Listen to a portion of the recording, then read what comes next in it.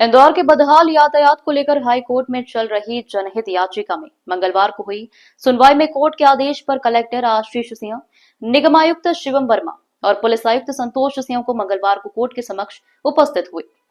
इंदौर में बिगड़ते ट्रैफिक को लेकर राज लक्ष्मी फाउंडेशन के जनहित याचिका पर आज कोर्ट में सुनवाई हुई। यह याचिका 2019 में लगाई गई थी। याचिकाकर्ता ने अपनी याचिका में कहा है कि शहर में ट्रैफिक सिग्नल खराब होना, दुकानदारों द्वारा अपने सामान के द्वारा अतिक्रमण, वहीं ई रिक्शा द्वारा ट्रैफिक को बाधित करने का काम किया जा रहा है। इस पूरे मामले की सुनवाई में इंदौर के महापौर और हाईकोर्ट के सीनियर एडवोकेट पुष्यमित्र भार्गव को न्याय मित्र के रूप में हाईकोर्ट में उपस्थित होने को कहा गया था, ताकि वे कोर्ट की सहायता कर सके। मध्य प्रदेश हाईकोर्ट की इंदौर खंडपीठ ट्रैफिक की समस्या को गंभीरता से लेते हुए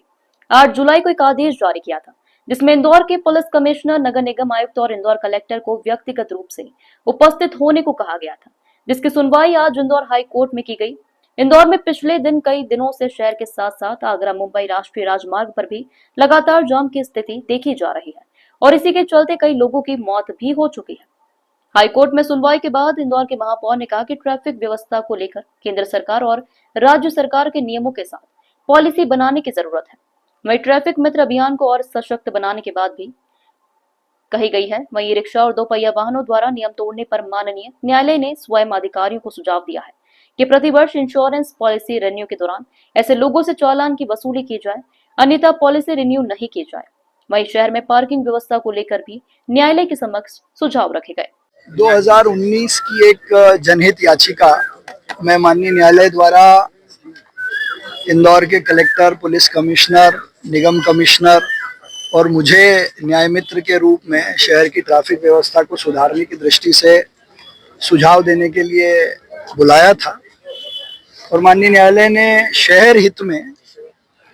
स्वयं भी और सबके सुझाव लिए हैं, जिसमें विशेष रूप से ई रिक्शा को लेकर पॉलिसी बने, ट्रैफिक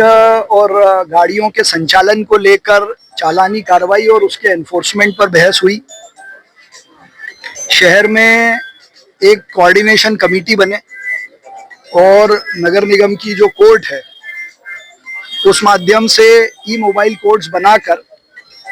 फुटपाथ पर जो कब्जा है उसको लगातार हटाने की कार्रवाई पर भी बहुत गहराई से विचार हुआ है। तो ये जितने प्रकार के सुझाव इंफ्रास्ट्रक्चर से रिलेटेड हो सकते हैं, ट्रैफिक इंजीनियरिंग से रिलेटेड हो सकते हैं, उनको माननीय न्यायालय ने बहुत धैर्य से सुना है और विशेष रूप से माननीय न्यायालय ने और हम सबका भी मानना है कि ट्रैफिक को लेकर जितनी अवेयरनेस बढ़ेगी, जैसे स्वच्छता में बढ़ी है, तो ही ये समस्या हल हो सकती है। और माननीय न्यायालय ने इस ओर इंगित भी किया है कि जब ट्रैफिक की समस्या है और हम सफाई में नंबर 1 आ सकते हैं, तो ट्रैफिक में भी ये हो सकता है। इसलिए हमने ट्रैफिक मित्र अभियान की जो जानकारी दी है उसको भी कोर्ट ने अप्रिशिएट किया है।